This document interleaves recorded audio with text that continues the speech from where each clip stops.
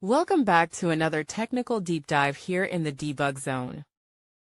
Today we're tackling a big question and breaking it down with insights from other users. Hopefully this clears up some misconceptions and helps you get the answer you need. So buckle up, stay a little curious, and let's jump right in.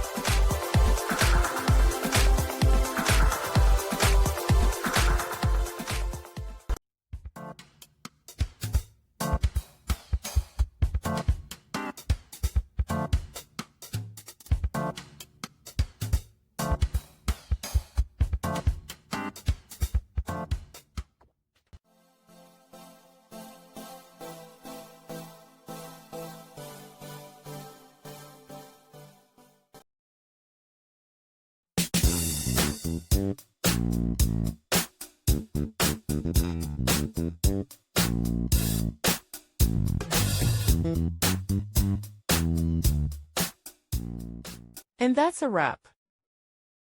I hope you found the answer you were looking for. If you did, take a second to hit that subscribe button. It really helps out. And let me know in the comments which solution worked best for you. See you next time in the debug zone.